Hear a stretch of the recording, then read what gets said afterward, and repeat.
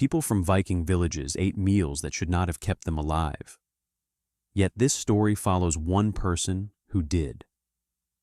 A young woman named Ingrid. She grew up in a coastal settlement where winter storms blocked trade, froze fields, and starved whole families. Food ran low for months. What they ate was simple, harsh, and pushed their bodies past limits. Salted scraps, frozen broth, roots dug from ice when the ground fought back, dried fish so tough it bent knives, meals that smelled of smoke and desperation, meals no modern person would finish. But Ingrid lived through them. She watched her family ration each bite. She watched elders give their food to children. She watched neighbors slip away when their bodies failed. And from these meals, she found strength that shaped her entire future. Ingrid grew up in a winter that stole warmth from every home in her village. Food faded week by week. Meals grew smaller. Every bowl held stories of hunger. What they ate should not have kept them alive. Thin broth boiled from bones used too many times. Fish dried until it snapped like wood. Roots pulled from frozen soil. Smoke-covered scraps that carried more ash than flavor. Yet Ingrid's family sat together each night and ate with steady hands. Each bite kept them alive for one more day. You clicked because you want to know how they survived meals that seemed too weak for life. Their answer lives inside this story. Before we start, settle for a moment. Take one slow breath. Let your shoulders relax. Let warmth move through your hands. If you have a blanket, pull it close. If your lights feel sharp, dim them. Sit in a way that supports calm. Tell me where you watch from tonight. I enjoy knowing where these Viking stories travel. If you want more slow, peaceful history, feel free to offer a soft like or subscribe. Your voice helps guide the next story I bring to you. Now come near the fire with me. Ingrid's village waits. Smoke drifts in the air. Food stores shrink. Winter deepens. Ingrid woke before the morning light reached the walls of the longhouse. She heard the wind press against the wood again. It moved across the roof in long strokes. It sounded like something alive. Her mother slept near the hearth. Her father lay on the other side. Their breaths rose in slow clouds beneath thick wool blankets. Ingrid pulled herself upright. The cold greeted her with force. It touched her skin through layers of rough cloth. She pressed her hands together and held them under her arms. Outside, she heard the sea push against the rocks. The tide hit hard this season. The storms hit harder. Today they would check the food stores again. Her father looked at them each morning. He lifted each sack. He counted each fish. He tracked each bone. He never spoke while he worked. Ingrid saw how he stayed silent to hide his fear. She knew he feared the same thing every person in the village feared: hunger. She rose from her bedding and stepped near the hearth. The coals still held some heat.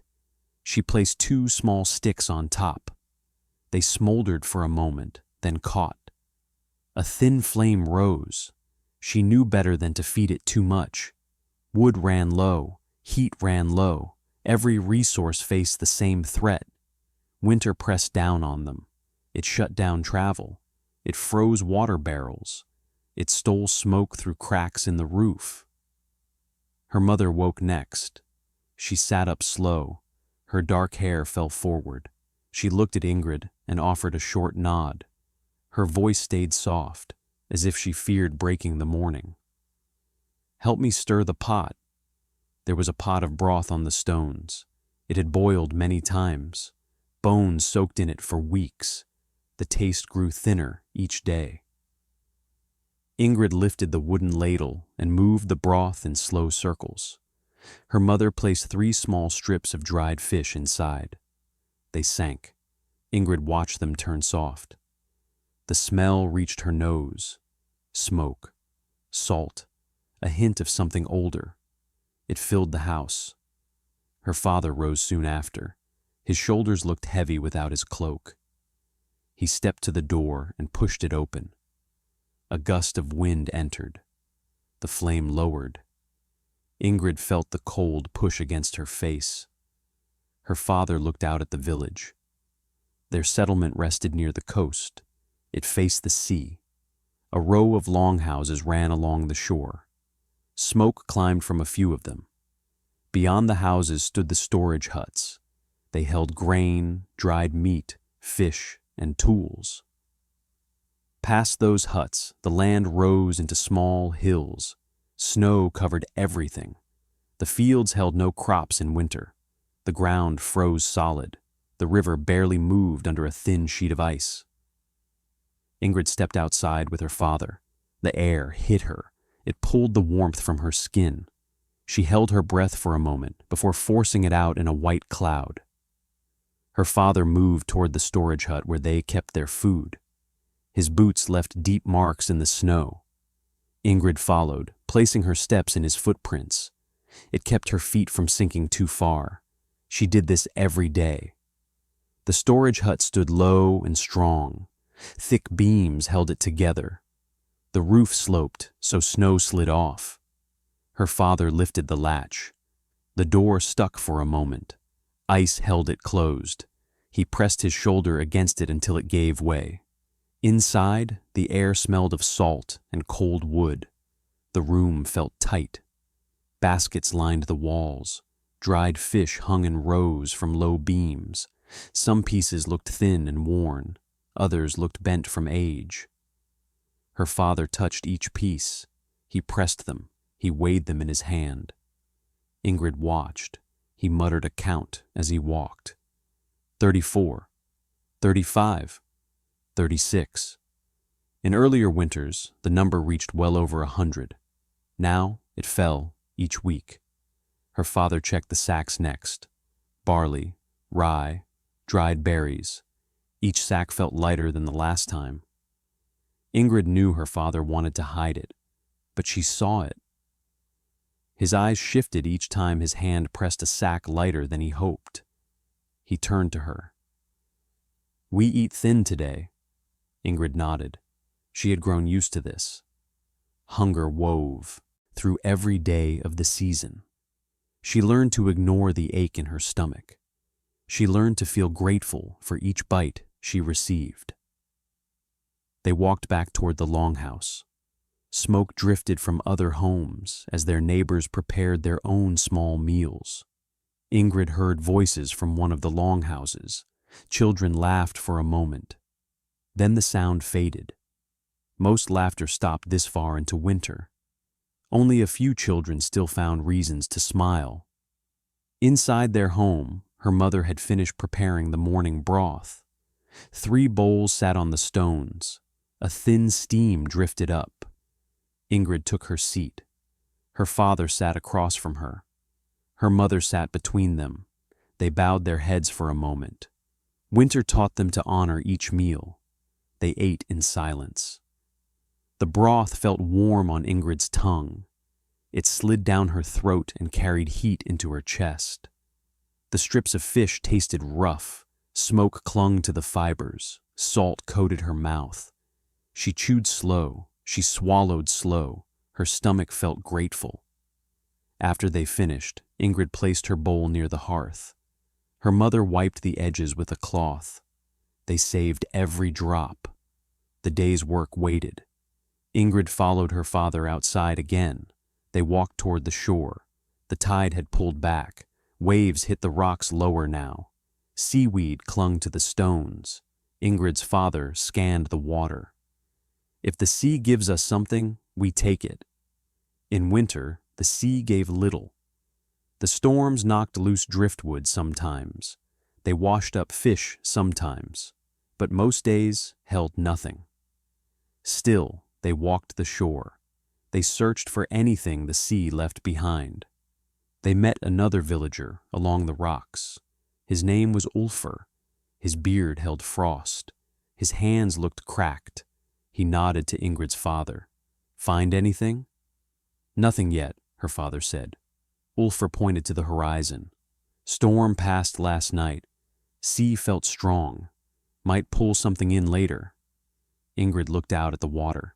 It looked gray and rough. It moved like it felt restless. They walked the shore for an hour. The cold bit at Ingrid's cheeks. She wiped her nose with her sleeve. She lifted a piece of driftwood at one point. Too thin to help, she dropped it. The sea gave them nothing. Her father sighed. We checked the traps inland. They walked toward the hills. Snow reached Ingrid's knees in some places. She pushed forward. Her legs felt tired. The air felt heavy. She knew her father wanted her to learn every part of the land. He wanted her to know where food hid, where animals passed, where roots waited in the earth. They reached the first trap. A simple snare line stretched between two posts. Snow covered it. Nothing waited inside. They checked the next trap. Empty. And the next. Also empty. Her father stopped after the fourth trap. He placed his hands on his hips. He looked at the ground. Ingrid watched him. She knew what he felt. Pressure. Her father looked at her. We dig. She nodded. There were root patches near the hill. They grew low under the soil. Even in winter, some roots held firm underground. If they found them, they might eat them. If the roots froze too deep, they lost them. They dug through snow first. Ingrid used her hands. She brushed away layers of frost. Her father used a small wooden tool to break the top layer of soil. He pressed it into the frozen dirt. The tool shook in his hand. They worked for a long time. Ingrid's fingers numbed. She blew warm air into her palms. She kept digging. Then her father paused. He moved the soil with his hand. A patch of frozen roots lay beneath. He pulled one out. It looked tough and thick. He broke the end off. The scent rose. Earth. Cold. Bitterness. He handed it to Ingrid. Take this home. Your mother will boil it down. They dug more. They filled a small sack with roots. Not many, but enough to stretch the next few meals. As they walked home, Ingrid heard dogs bark near one of the longhouses. A group of villagers stood outside. They wore tense faces. Ingrid and her father slowed. A man stepped forward. He looked thin. His eyes looked wide. The Jarl met with the hunters. They say the deep woods hold more game this year. But the path froze worse than they thought. Her father frowned. They went anyway? They left before dawn. Ingrid felt her chest tighten. Hunting in winter always brought risk. Snow hid holes. Ice broke under weight. Animals fought with sharp desperation. The man lowered his voice. One hunter fell behind. He returned wounded. He said the forest holds wolves this season. Wolves. Ingrid's father drew in a breath. The village had fought wolves before. Wolves hunted when the winter pressed them. They struck fast. They hit livestock. They hit wandering hunters. Ingrid swallowed. She felt the root sack press against her leg. Her father turned to her. Go inside. Warm up. I speak with the Jarl. She watched him walk toward the gathering group. She stepped inside the longhouse. Her mother looked up with a tense expression. Ingrid placed the root sack on the stones. Your father looks worried, her mother said. There are wolves, Ingrid replied. Her mother paused. Her hands went still. She stared into the pot. Then we stay close to the hearth tonight. Ingrid sat near the fire. Her fingers tingled as warmth returned to them. She listened through the walls. She heard voices rise and fall outside. She heard the wind shift direction. She heard the sea again. Night settled early that season. The sky darkened before they finished their small evening meal. The longhouse glowed in soft orange light. Ingrid sat between her parents. Her mother worked on mending a torn sleeve. Her father sharpened a blade with slow strokes. His hand paused. He listened to something outside. Ingrid heard it too, a distant howl. Her mother set down the cloth. Close the shutters. Her father rose. He secured the wooden slats over the windows. He checked the latch on the door twice. Ingrid watched him. She saw how his jaw tightened. They lay down for sleep soon after. The wind hit the longhouse again. It pushed hard. Ingrid pulled her blankets close. She listened to the storm. She listened to the wolves. Her father whispered across the dark, "We stay strong. We wait for morning." Ingrid closed her eyes. Hunger waited. Cold waited. Wolves waited. The season pressed against every family in the village. And for Ingrid, this winter would shape everything that followed. Morning arrived without sunlight. A gray haze settled over the land, thick and slow. Ingrid woke to the sound of her father placing wood on the hearth. The fire crackled with weak strength. She pushed herself upright. The cold met her again. It waited for her each morning, the same way hunger waited. Her mother handed her a small wooden cup. Inside sat a warm drink made from boiled roots. It held little taste, but it eased the ache in her stomach. Ingrid drank in small sips. Her throat felt dry after the long night. Wolves howled 3 times before dawn. The sound reached deep inside her. It stayed with her still. Her father stood near the door. He held his cloak in his hands. His face looked drawn. He spoke without turning. "The Jarl wants every family at the meeting house. Something happened during the night." Ingrid felt a tight pull in her chest. "Another hunter lost?" Her father paused. "Maybe." Her mother began tying a scarf over Ingrid's head. "Stay close to us. Do not step away from the path." They left the longhouse together. Ingrid stepped into the morning cold. Frozen breath drifted in front of each villager who walked toward the meeting house. Snow crunched under their boots. The air held a sharp smell. Pine, smoke, ice, but something else too. A smell she couldn't place. The meeting house stood on a small rise near the center of the village. Thick beams formed its frame. A steep roof kept snow off. A fire pit sat inside. It always burned when people gathered. Ingrid saw smoke curl up through the opening in the roof. As they neared the building, she noticed 2 hunters standing outside. Their cloaks hung stiff from frost. Their boots looked wet and heavy. One of them held something wrapped in cloth. Ingrid stared at it. It hung from his hand like dead weight. Her father whispered, "Keep your eyes low." Inside, the villagers gathered in a wide circle around the fire pit. The Jarl stood near the flames. His beard reached his chest. His hair fell in long strands that held bits of frost. His voice filled the room. "We face hardship," he said. "Winter tests us in every way, but last night the forest tested us harder." The hunter with the wrapped object stepped forward. He unwrapped the cloth. Ingrid's breath stopped. Inside the cloth lay a torn boot, the leather ripped, the fur lining shredded. Dark stains marked it. Ingrid knew those stains. Blood. Gasps filled the room. A few people stepped back. A mother pulled her child closer. The hunter spoke with a rough voice. "We found it near the east path. Tracks everywhere. Wolf tracks. Too many to count." The Jarl nodded. "The pack has moved closer to the village. Hunger drives them. They know our hunters weaken. They know our herds thin." A fear grew in the room. Ingrid felt it pass through everyone like a cold wave. Her father raised his hand. "What of the missing hunter? Arnvid?" The hunter shook his head. The snow holds no shape of him. Only wolves, too many wolves. The Jarl stepped near the fire. The flames lit his face.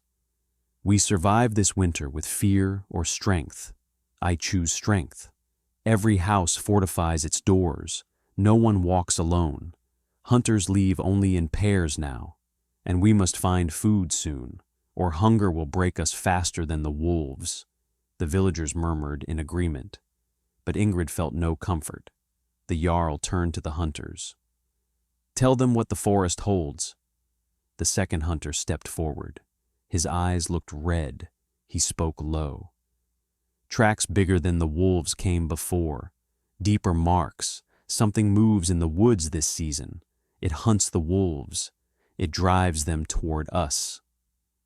A silence spread across the room. Ingrid saw fear deepen on the faces around her. Her father frowned. A bear? The hunter shook his head. Too cold for one. Then what? Someone asked. The hunter looked at the ground. I do not know. The Jarl dismissed the villagers soon after. People left in small groups, whispering among themselves. Ingrid stayed close to her parents. The cold winds moved fast across the village as they walked home. Inside the longhouse, Ingrid sat near the hearth. Her father placed more wood on the fire. Her mother worked a knife through a root, slicing it into thin pieces for the next meal. Ingrid finally spoke. What hunts wolves? Her father paused his work. Many things in the world, some we know, some we do not. Ingrid stared into the fire. Will it come here? Her father rested his hand on her shoulder. We guard the doors. We stay together. That is all anyone does. Later, her father prepared to check the shore again. Ingrid followed him outside. Snow fell in slow flakes now, drifting sideways in the wind. The sea roared louder today. Waves crashed higher against the rocks. Thick foam sprayed into the air. They saw Ulfr again near the shoreline. He lifted a torn fishing net. Half the rope snapped. His face looked tight. Storm last night tore half the nets along the coast, he said. Nothing stays in the water long. Her father sighed. Then we searched the rocks. They walked along the shoreline.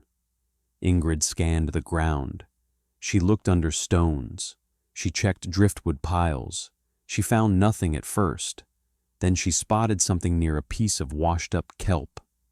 A small cluster of mussels clung to a stone. The shells held tight together. She called to her father. He knelt next to her. He pulled the mussels free and held them in his hand. Good eyes. Ingrid felt pride rise in her chest. Even small finds mattered now. They searched further and found another small cluster. They filled a tiny pouch with the handful of shellfish. Ingrid carried it with care. As they walked back toward the village, the sky darkened.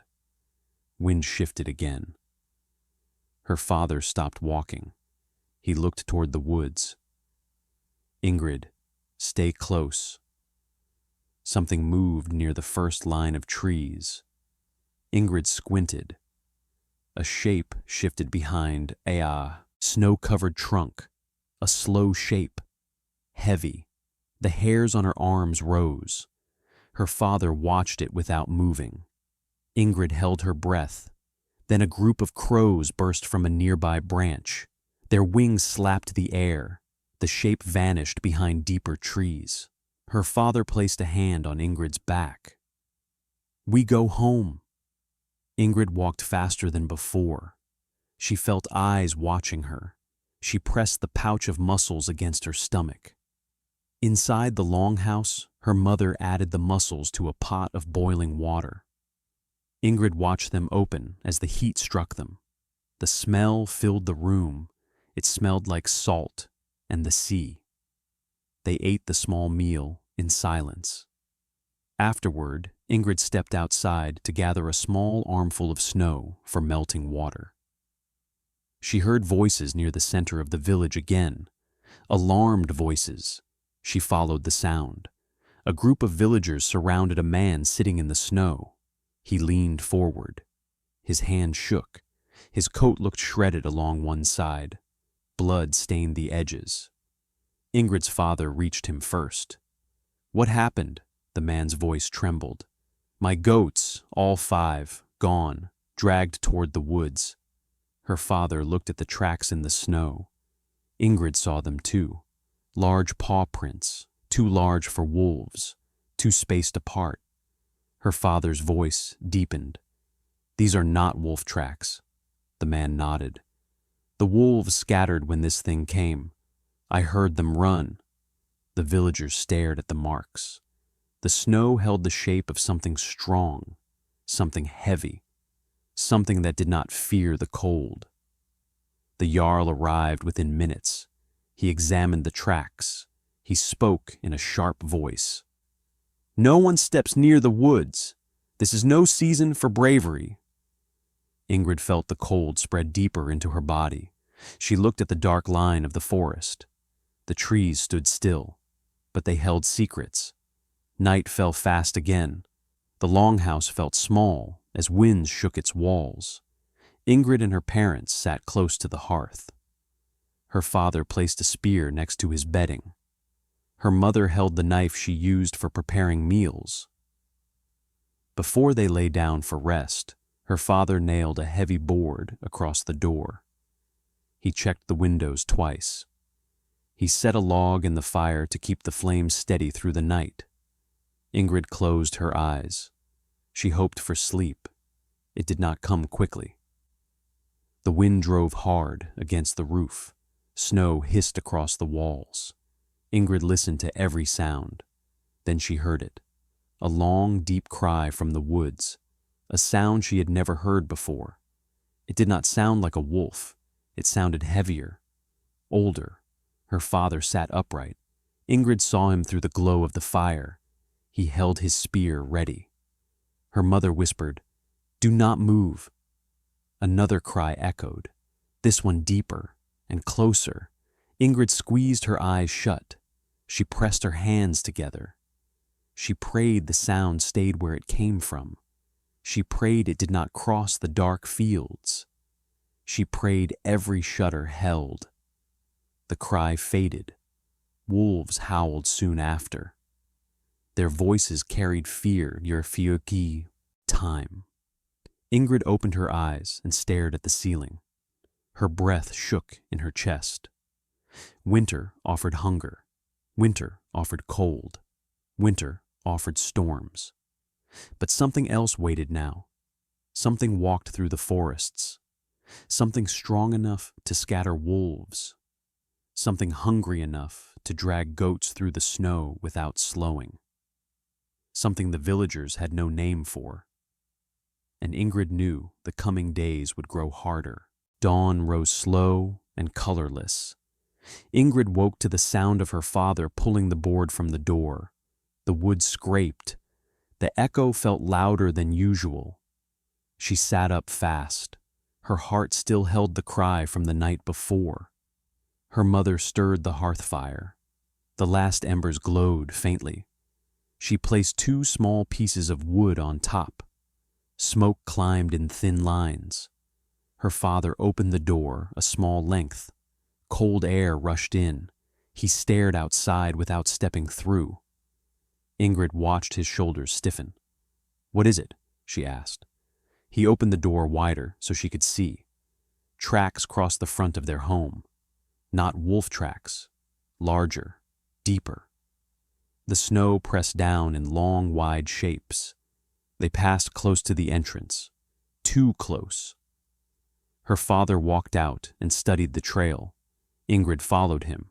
The snow reached halfway up her boots. She stepped next to him and looked down. The prince circled the village. They moved between longhouses. Some passed near animal pens. Some drifted toward the woods. Ingrid studied their size. Each print looked longer than her entire foot. She felt her stomach twist. Her father crouched. He placed his hand beside a track. His hand looked small next to it. Ingrid whispered, "It was here last night." He nodded. "It searched the homes. It did not break inside." "How did it come so close without waking us?" Her father did not answer. Other villagers stepped from their homes. They gathered near the prince. None spoke at first. There was fear in their faces, fear mixed with hunger and exhaustion. The Jarl arrived. He examined the tracks.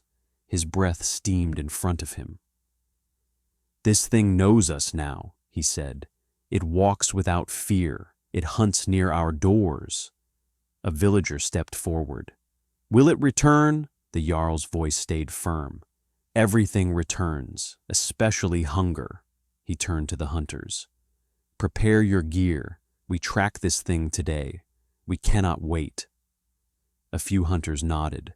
Others hesitated. Their faces held exhaustion. Their bodies looked thin, but they moved to gather their weapons. Ingrid returned inside with her father. He grabbed his cloak and spear.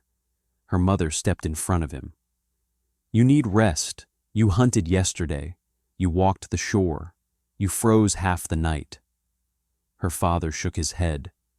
"The Jarl needs every strong one." "You are one man," her mother said. "Do not offer more than you have." Her father looked at Ingrid. Then he placed a hand on his wife's arm. "I return before night. I promise." He stepped outside and joined the group forming at the village edge. Ingrid watched from the doorway. She saw her father adjust the spear in his grip. Snow lifted around his boots. The hunters left in a tight line. Their cloaks moved in the cold wind. They followed the deep tracks toward the woods. Ingrid's mother closed the door and returned to the hearth. She placed a pot of snow on the fire to melt. Ingrid sat beside her. She kept her cloak on. The cold inside the longhouse felt stronger than before. After a quiet meal of boiled roots, Ingrid stepped outside again. She walked to the animal pens. Only a few goats remained. The rest lost to winter or dragged away. She checked the fence. Snow piled high near the posts. She brushed some off. Her breath felt sharp. A neighbor named Sepha walked toward her. She held a small woven basket. Inside sat dried seaweed. Sepha offered Ingrid a thin piece. "It is old, it is tough, but it fills the stomach." Ingrid took it. "Where did you find it?" "Stored from autumn," Sepha said. "We use it sparingly now." Ingrid chewed the strip. It tasted salty and bitter, but it eased the ache of hunger a little. Sepha looked toward the woods. "Do you think the hunters return today?" "They must," Ingrid said. Sepha nodded, but did not look sure. She tightened her cloak around herself and walked off. Ingrid returned home and pushed more wood into the fire. Her mother prepared a small bundle of herbs. She tied them together with thin rope. "What are those for?" Ingrid asked. "For wounds," her mother replied. "Someone will need them." Ingrid sat near the window and watched the sky shift. The clouds darkened again. Snow began falling in soft flakes. She waited and waited. Hours passed. Then she heard the village horn, one single note, long, low, a signal of return. Ingrid stood fast. Her mother turned from the hearth. They stepped outside. The hunters approached from the woods. Their line looked broken, their steps slow. Ingrid searched for her father. She spotted him in the middle of the group. His shoulders slumped. But one hunter was missing. The Jarl walked ahead. His face looked hard. Ingrid and her mother moved toward her father. He reached them. He looked shaken. Her mother grabbed his arms. "What happened?" He shook his head. "It moved faster than anything I have seen." Ingrid felt a chill deeper than the cold. "You found it?" "We saw parts of its trail," he said. "Broken branches, Deep snow cut, trees scratched, nothing else. Did it attack you? Her mother asked. No, but it watched us. We felt its eyes on us. It stayed ahead. It wanted us to follow. The Jarl ordered us back. What about the missing hunter? Ingrid asked. Her father looked down. We found his spear, nothing more. Villagers whispered around them. A cloud of fear spread through the group. The Jarl raised his voice to stop the murmurs. We live through winter by staying together. We fortify our homes tonight. No one leaves after dark. No one argued. Ingrid and her parents returned home. Her father sat near the fire. He stared into the flames without speaking. His hands trembled slightly. Ingrid sat beside him. Did you see its shape? Her father shook his head. No, but I felt it. It stood close enough for breath to freeze on branches. It watched from places no man could stand. It moved through snow without, sinking as deep as we did. I do not know what it is, but it knows us now. Night arrived, fast, faster than any night before. Snow piled thick against the longhouse walls. The wind howled stronger. Ingrid's mother placed heavy stones against the door. Her father checked every board twice. They settled on their bedding near the fire. The flames rose and fell with the draft. Ingrid pulled her blanket tight around her shoulders. Then she heard it again. Not the cry from before. This sound was slower, a deep shuffle across snow. Heavy steps, closer than the night before. Her father sat upright. He gripped his spear. He pressed a finger to his lips. Ingrid listened. Step, pause, step, breath. Snow shifted outside. Something brushed against the wall. The wood creaked. Ingrid held her breath so long her chest burned. Then the sound stopped. Silence. Thick silence. Minutes dragged. A sudden knock hit the longhouse wall. Not a hand. Something heavier. A push. A test. Her mother grabbed Ingrid's hand tight. Her father stepped between them and the door. Another slow scrape moved along the outside boards. Something large pressed its weight near the window. Frost dust fell from the frame. Ingrid felt tears form. She held them back. The scrape faded. The steps moved away. Slow, reluctant. Like the thing wanted to enter, but decided to wait. The forest swallowed the sound. Her father stayed awake long after the noise stopped. Ingrid watched him stare at the window until the fire dimmed. Morning came without rest. Ingrid stirred. Her father slept sitting up. Her mother looked pale. Outside, daylight revealed new tracks. They pressed deep across the snow leading toward the woods. They came within an arm's length of the longhouse door. Ingrid stepped outside and stared at them. Each print held the shape of something powerful. Wide, long, heavy. Her father joined her. It wanted us to know it was here. Why? Her father shook his head. Because hunger moves it, and hunger pushes everything closer. In the distance, Ingrid saw villagers gather again, their faces worn, their voices low. The Jarl inspected each longhouse. He moved from door to door. The snow fell again, thick flakes, heavy flakes. Winter pressed harder. Doors closed, fires rose. Fear sat in every home. And Ingrid felt the shift in the village. This winter no longer tested them. Something else tested them now. Something with patience.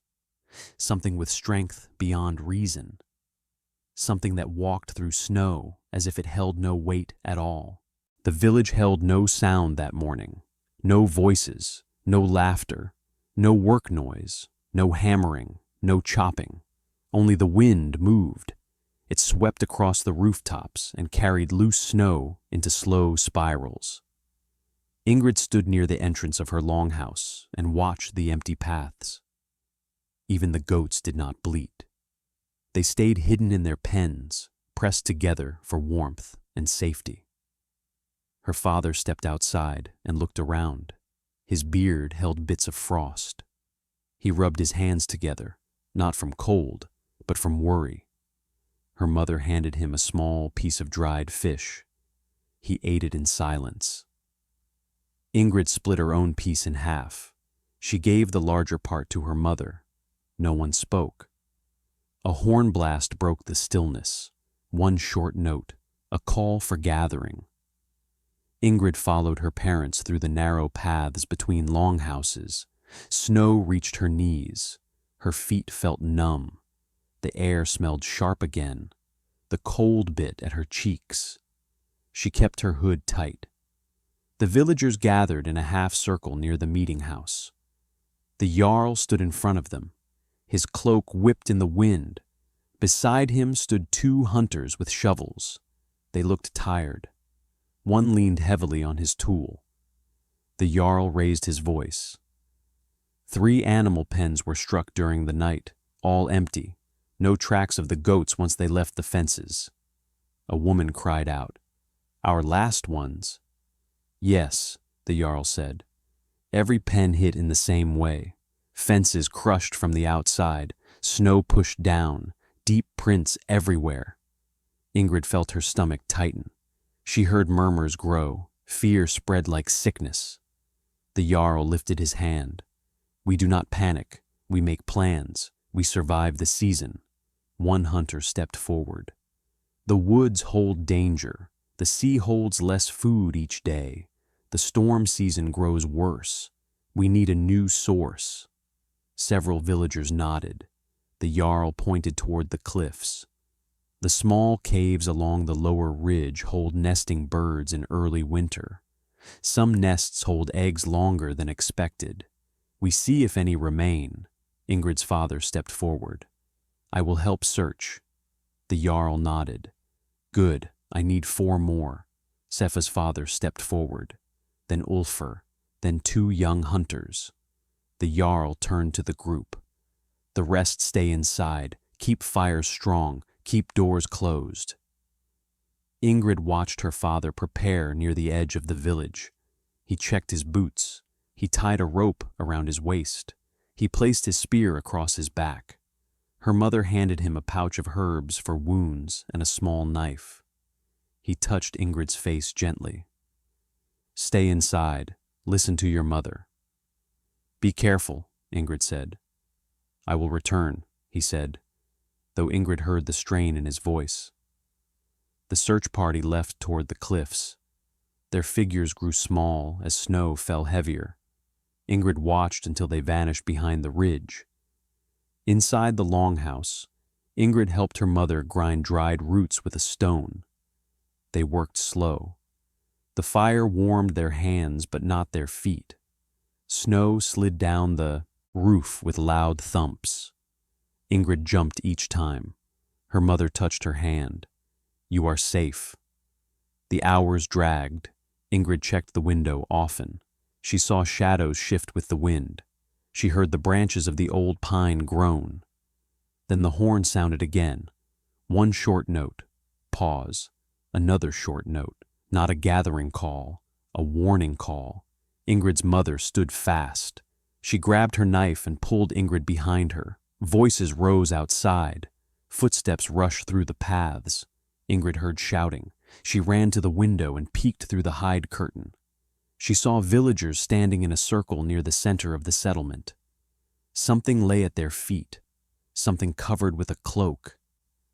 Ingrid's heart pounded. She reached the door, but her mother blocked her. "Stay inside." "I need to know," Ingrid said. Her mother hesitated. Then she opened the door and pulled Ingrid outside with her. They walked to the gathering. Snow whipped at their clothes. Ingrid pushed through the small crowd. 2 hunters stood over the cloak. Their faces looked pale. The Jarl knelt and lifted one edge. Underneath lay Ulfr. His body looked frozen. His skin turned gray-blue. His clothes ripped in long slashes across the chest and side. Snow stuck to the wounds. His eyes stared open. Empty. Ingrid's breath caught. Sifa cried into her mother's arms. The Jarl lowered the cloak. His voice sounded harder than before. He did not fall from the cliffs. There were no rocks near him, no broken ground. Something dragged him, something strong. "Where are the others?" a woman asked. The Jarl shook his head. "They have not returned," the villagers whispered. Fear grew heavy. The Jarl continued. "The cliffs hold danger. No one goes back today. We wait for the search party. They know the path. They will return when they can." Ingrid looked at her father's spear mark on the cloak edge. A small smear of blood. She felt her hands shake. Her mother pulled her close. "Do not look." But Ingrid looked. She had to. Ulfr's boots were missing, torn from his feet. One lay near the cloak, the other nowhere to be seen. Tracks surrounded the body, deep impressions, the same as before, too wide, too long, too deep. Ingrid's father's path lay somewhere beyond those tracks. Villagers returned inside their homes. Doors shut fast. The wind grew stronger. Snow struck the walls like thrown sand. Inside the longhouse, Ingrid sat near the window again. Her mother moved quietly around the room, lighting more tallow lamps. The fire crackled, but the cold fought for space. Hours passed. The sky darkened. Then Ingrid heard it, a sound through the storm, a horn, one short note, one long note, a signal of return. Ingrid jumped to her feet. She ran to the door. Her mother followed fast. They stepped outside. Snow hit their faces. But through the storm, Ingrid saw movement. 3 figures approached the village. 2 walked. One leaned heavily between them. As they came closer, Ingrid recognized the gait of her father. Relief burst inside her. Her mother ran forward. Ingrid followed. The hunters lowered her father onto the snow. He breathed hard. His face held cuts. His cloak tore along the side. His hands shook. But he lived. Her mother pressed her forehead to his. "You are safe." Ingrid squeezed his arm. "What happened?" He swallowed and spoke in a strained voice. "We found a cave, eggs inside, enough for a few days, but something followed us." "What?" Ingrid asked. Her father's eyes shifted toward the woods. It moved faster than before. It stayed behind trees. Then it came closer. It drove Ulfr from the cliff path. We saw him fall.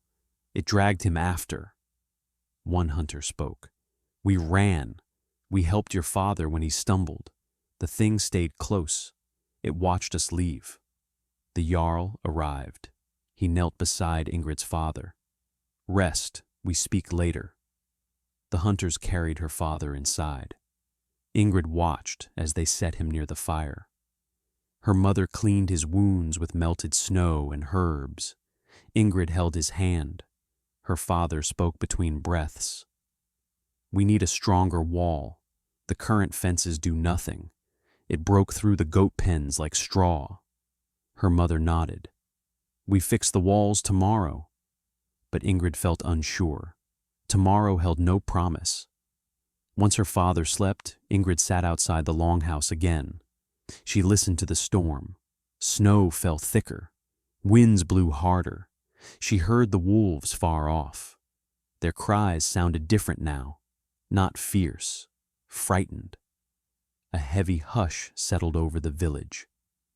Ingrid stared at the line of trees in the distance. The storm blurred them, but she felt something behind them, something watching, something waiting. Night came. The villagers did not sleep. Ingrid sat between her parents near the fire. Her father held his spear even in rest. Her mother kept her knife beside her. Ingrid clutched a small stone she carried since childhood. The wind howled for hours. Snow hit the roof in waves. Then silence dropped, sharp, sudden. Ingrid leaned forward. Her mother froze. Her father lifted his spear. Something moved outside. A slow step. Snow compressed. Another step, closer.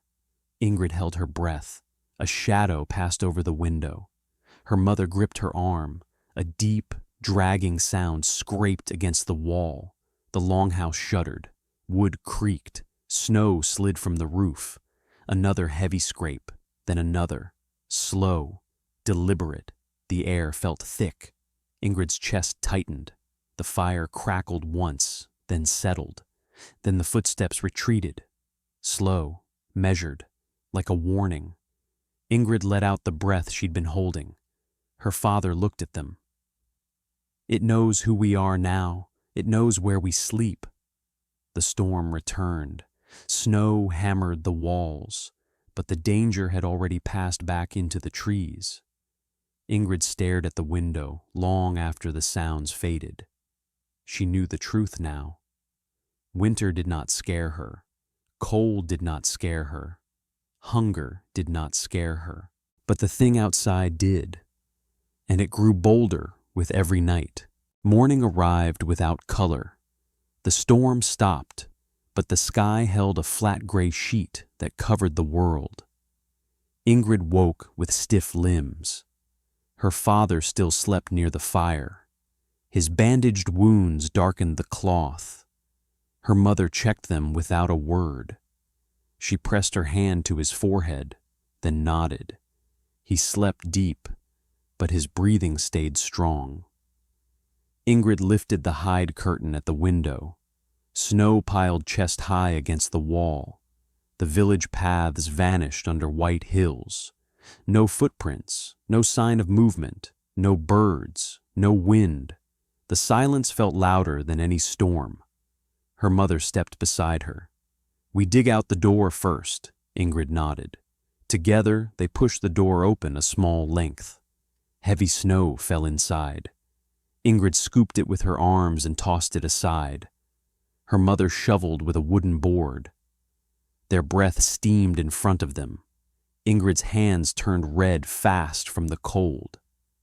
It took a long time, but they cleared a narrow path. Ingrid stepped outside. The cold hit her like a wall. Her boots sank deep into the snow. She swept the path wider. Her mother looked toward the center of the village. "Check on Sefa, make sure they have heat." Ingrid walked toward Sefa's longhouse. It took effort. Every step sank nearly to her knees. She reached the door and knocked. Sefa opened it fast. Her eyes looked tired. "We have fire," Sefa said. "We stayed awake half the night." "Did you hear anything?" Ingrid asked. Sefa nodded. "It walked behind our home. It pushed snow toward the door. My father stayed ready with his axe." Ingrid glanced at the ground. New tracks marked the snow behind Sefa's house. Long, deep prints, the same as before. They circled the longhouse in a slow, careful path. Sefa stepped outside with Ingrid. "My father thinks it counted the homes." Ingrid swallowed. "Why?" "So it knows which ones hold the most food left." Ingrid felt the cold reach deeper into her chest. "Your father is inside?" "Yes, he will stay today." "Mine too," Ingrid said. They stood silent for a moment, then Ingrid stepped back toward her home. She kept scanning the snow. She saw marks near other longhouses, some shallow, some deep, all fresh. Inside her home, her father woke and sat upright with a wince. Ingrid rushed to him. Her mother helped him lean against the wall. "You should rest," Ingrid said. "I rested enough," he said. His voice sounded rough but steady. "Has the Jarl called for gathering?" "No," her mother said. "No horns, no messages." Her father looked toward the window. "He prepares something." He was right. Not long after, the horn sounded. One long note, a call for every able villager. Ingrid helped her father stand. He leaned on his spear for balance. Her mother wrapped a cloak around him. They stepped outside and followed the others to the meeting house. The Jarl stood before them. Snow covered his shoulders. His expression held tension. Several hunters stood behind him, including the few who helped bring Ingrid's father home. The Jarl lifted his hand for silence. Last night, it walked through the village again. It tested the walls. It pushed against 2 doors. It circled every home. It watches us with purpose. A man shouted, "Why does it not attack us all at once?" The Jarl answered, "Because it is not mindless. It hunts with care. It hunts with patience." Murmurs rippled through the group. The Jarl continued, "We cannot wait for it to strike. It grows bolder. It grows close. We prepare a trap." Whispers rose, some fearful, some hopeful. The Jarl stepped forward. "We dig a pit near the edge of the woods where the tracks cross most often. We cover it with branches and snow. We leave bait. We make the pit deep enough that the creature falls in." A woman stepped forward. "Bait? What bait?" The Jarl's voice held strain. "Meat. Whatever meat we have left from storage." Gasps spread across the villagers. "But that is our food," a man said. The Jarl nodded. "Yes, but if we do nothing, we lose everything anyway." Ingrid felt the weight of those words. The Jarl continued, "We work in groups. We dig. We set spears in the pit. We prepare a wall of shields. We build it before sunset. Once night comes, we hide inside our homes. We wait." Ingrid's father stepped forward despite his injuries. "I help." The Jarl looked at him. "You are wounded." "I still hold a spear," her father said. The Jarl nodded. "Then you take the lighter tasks."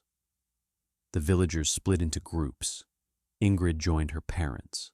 Together, they walked toward the forest edge where the tracks crossed most often. Snow reached their waists now. They shoveled. They dug. They scraped. The work burned in Ingrid's muscles. Hunters directed the digging. They measured the pit with long wooden poles. They marked where spears would stand upright in the base. Some villagers cut branches from dead trees and laid them aside for the cover. Ingrid saw the Jarl drive his shovel into the snow again and again. Even he worked with no pause. Sweat froze on his brow. Hours passed. The pit grew deeper. Its walls turned icy and smooth.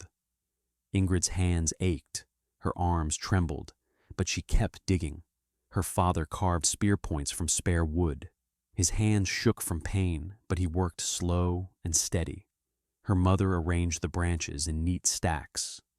Everything needed patience. Everything needed care. Around midday, a hunter returned from scouting the woods. His face looked pale. The Jarl stepped to him. "What did you see?" The hunter swallowed. "Fresh blood on the snow, pieces of fur, not wolf fur. Something larger killed a wolf there." A cold silence swept through the villagers. The Jarl nodded slowly. "It grows hungrier." The hunter continued. "And tracks lead this way, straight toward the village. It passes here each night." Ingrid looked at the pit. They needed to finish before sundown. She grabbed her shovel and worked faster. Snow drifted down from the sky again. Thick flakes, heavy. Ingrid wiped her face with her sleeve. At last, the hole reached the depth the Jarl ordered. Hunters climbed down and placed sharp spears into the bottom. They tied them to heavy stones so they did not shift. They pressed snow around them to hold them steady. The villagers worked together to build the cover. They laid branches across the top. They hid them under a layer of snow. The surface looked natural when they finished. Even Ingrid could not tell where the pit began. The Jarl gathered everyone around. "No one touches the area now. We step back. We let the creature walk. We hide after sunset. We wait in silence." Then he pointed at the pile of meat. The villagers looked at it with pain. It held the last scraps from their storage pit.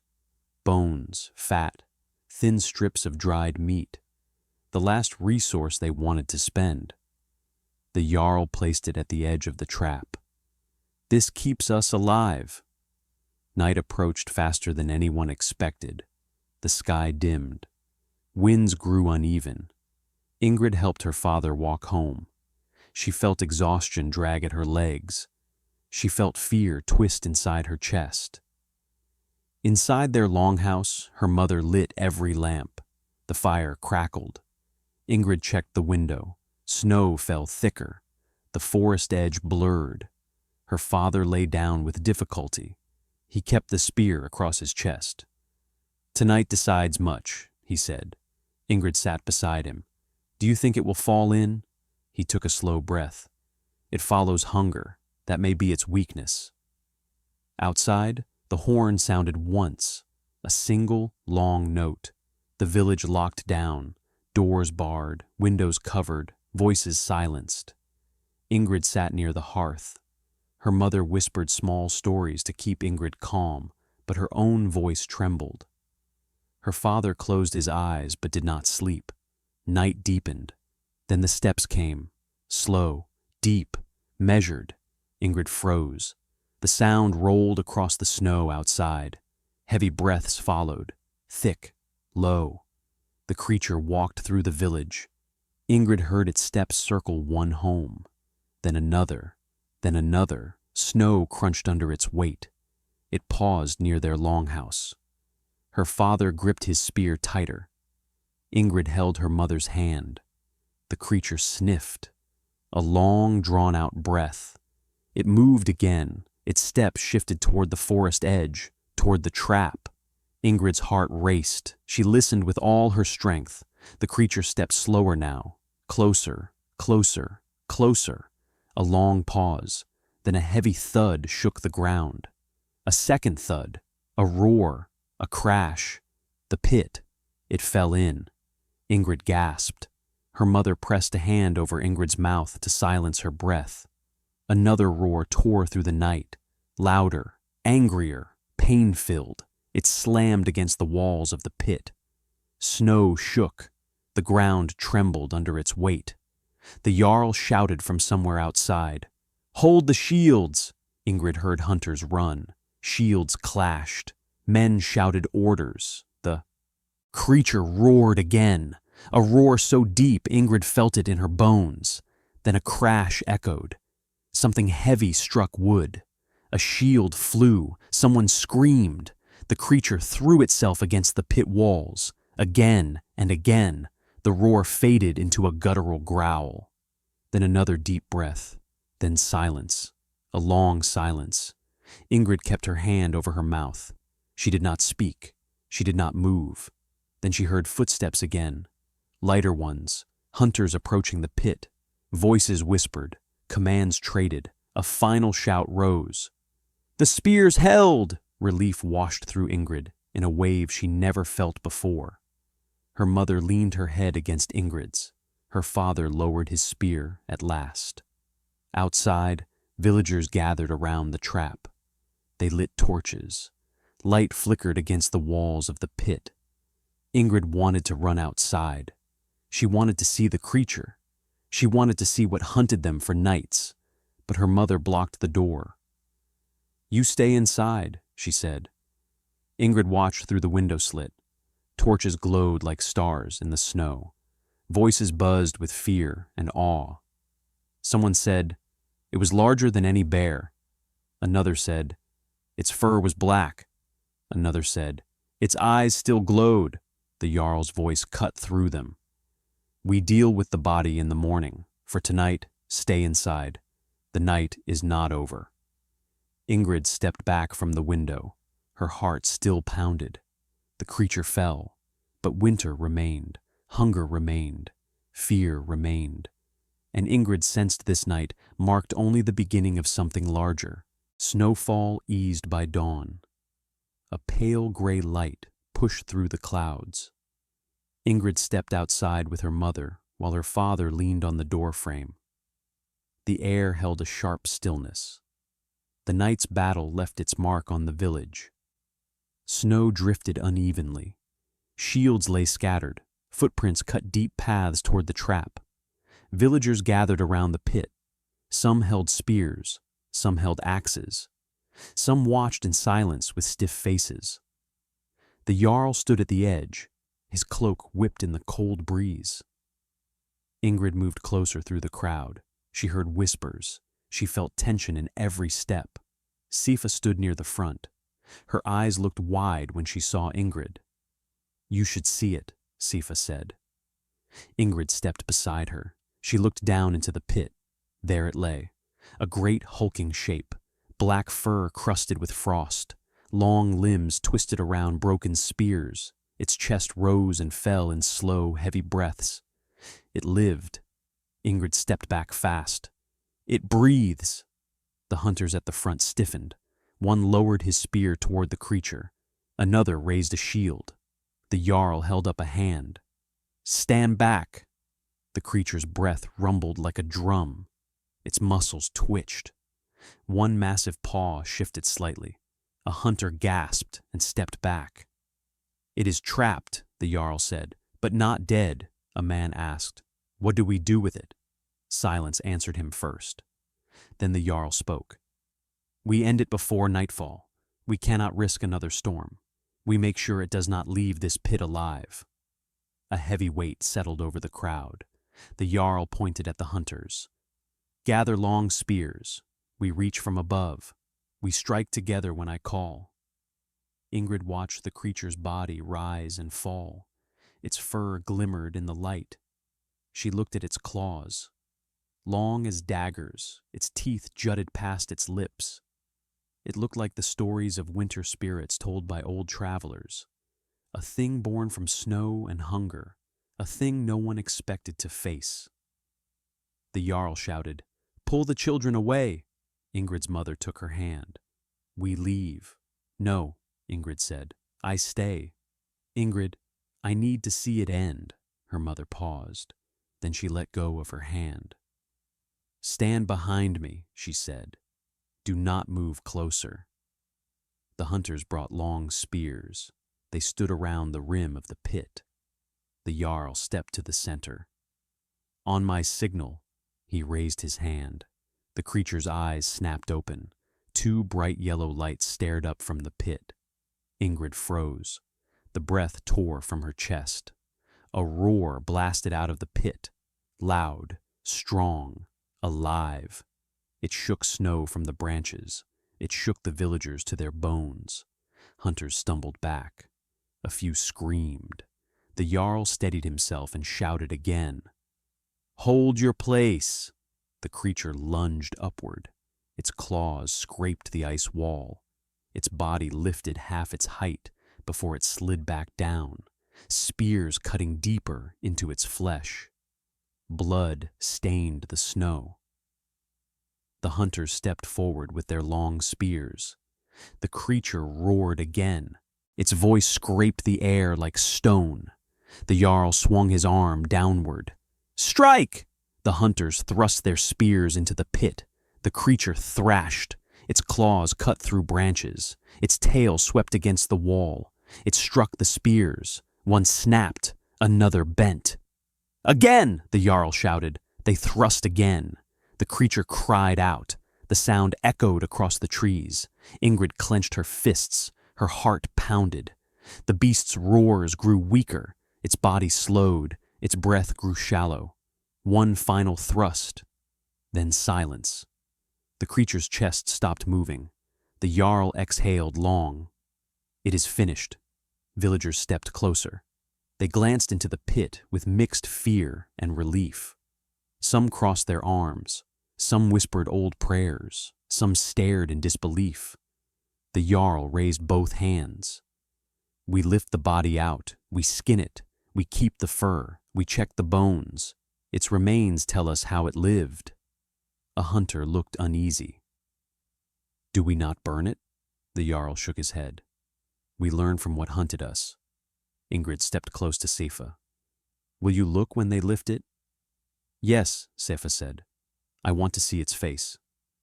Ingrid took a breath. "I do too." The hunters tied ropes around thick branches. They lowered them into the pit. They tied the ropes around the creature's limbs. It took strength from many men. They pulled in rhythm.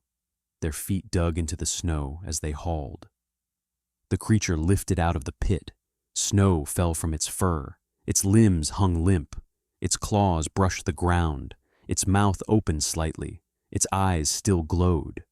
Ingrid shuddered. The hunters laid the body on a flat area of snow. The Jarl stepped around it. He examined its limbs, its fur, its shoulders, its teeth. He said, "This is no creature I knew." A woman said, "It hunted us with thought, not hunger alone." Another replied, "It stalked us for nights." The Jarl turned to the villagers. "We need answers. We send scouts to follow its tracks back into the forest. We see if it travels alone. We see if others haunt this land." A man stared with wide eyes. "Others?" "We do not know," the Jarl said. "We find out," villagers murmured fearfully. Ingrid looked up at her father, who stood near the back with his spear. His face held deep concern. The Jarl stepped to him. "You know these forests well?" Her father nodded. "I do." "Then join the scouting party." Ingrid's mother walked forward. "He is wounded," her father answered before the Jarl could speak. "I go. If this creature had kin, we must know." The Jarl placed a hand on his shoulder. "We leave before midday." Her father returned home to prepare. Ingrid walked with him. She kept close.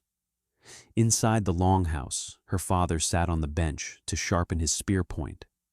His movements were slow. His wounds still hurt, but his eyes stayed steady. "Why must you go?" Ingrid asked. Her father looked at her. "Because no one hunts families for nights without reason. If this creature followed something older or darker, we need to know before spring." Ingrid lowered her voice. "Will it be safe?" "No," her father said, "but we go anyway." Her mother packed a small bag of dried fish and herbs. She wrapped warm hides around his shoulders. She kissed his cheek. "You come back," she whispered. He nodded once. "I will." Ingrid followed him outside. The scouts gathered at the forest edge. The Jarl stood at the front. Snow still fell in small flakes. The Jarl raised his arm. "We follow its path for half a day. If we find nothing, we return before nightfall." The group moved into the woods. Ingrid watched until the trees swallowed them. Hours passed, slow, heavy, quiet. The village worked around the creature's body while waiting. Hunters skinned it. They worked with care. Its fur came off in thick sheets. They cleaned its bones.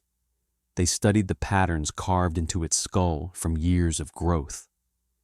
Ingrid stayed near the fire with her mother. They warmed water. They softened hides. The air felt tense. Afternoon faded. Shadows grew long. Finally, the scouts returned. Ingrid rushed outside. Her father walked at the back. His face looked pale. The Jarl stopped before the villagers. "We found no den, no trail of young, no mate." Some villagers sighed in relief. Others still looked uneasy. The Jarl lifted his voice. "But we found something else." Ingrid stepped closer. "Father?" Her father met her eyes. He looked troubled. "We found other tracks, old ones, many." Ingrid's breath caught. "How many?" someone asked. "Too many to count," the Jarl said. "But they lead far into the mountains, not toward this village. They were old, frozen. Some were filled with snow. Some looked weeks old." A deep silence spread across the crowd. One villager asked, "Do they come here?" "No," the Jarl said. "Not now, but the mountains birthed creatures like this once. We cannot say if they still do." Her father stepped forward. "This one followed the storms. It hunted alone. We track no others near our land. For now we are safe." The Jarl nodded. "We watch the woods. We stay alert, but we survive the longest winter. We face the darkness of these storms. We stand together. Relief spread through the villagers. Some hugged each other. Some cried. Some lifted their children. Ingrid exhaled for the first time all day. Her father embraced her. His cloak smelled of pine and smoke. "You did well through this winter," he said, "stronger than you know." Ingrid stood against his chest. She felt the fear leave her. She felt warmth return. Night fell calm for the first time in many days. The storm stayed distant. The wind softened. The village longhouses glowed with firelight. Families gathered to eat the last of their winter food, some fish, some dried roots, some scraps of meat from before the storm. Hunters kept watch outside, but no sound broke the silence. Ingrid sat near the fire with her parents. Her father held a new bandage on his shoulder. Her mother stirred a small pot. "Spring will come soon," her mother said. Ingrid looked at the window. Snowflakes drifted lightly. The sky looked less heavy than before. "I wish for green hills again," Ingrid said. "You will see them," her father said, "and you will walk the fields with strength you learned this winter." Ingrid smiled. Later that night, she stepped outside for a moment. She looked at the pit now filled with branches. The Jarl ordered it covered until the thaw. Snow swept across its surface like nothing happened there. Stars appeared overhead. Their light flickered. Sifa walked up beside her. "Do you think more come?" "Not now," Ingrid said. "Maybe one day, but we watch now. We know what hunts in storms." Sifa nodded. "Your father is brave." "So is yours," Ingrid said. They stood together in the cold, not scared, not alone. The winter taught them strength. The storm taught them unity. The creature taught them caution. The village learned to face fear with hands joined. And Ingrid knew something new, something true, something that winter carved into her spirit. Survival came from more than food, more than fire, more than walls. Survival came from the people who stood beside you. The fire inside the longhouse burned low. Ingrid sat near the last glow while the village rested after its long struggle. Snow eased outside. Wind softened. The nights ahead looked calmer now. You sit with her in this moment. The storm season ends. The danger fades. The strength of the village stays. You followed Ingrid through a winter that pressed on every family and tested every bond. You walked with her through dark nights, hard meals, fear, silence, hope, and the final stand against the creature that hunted them. Her village survived because they stayed close. They watched each other. They shared the weight of each day. Before we end, take one slow breath.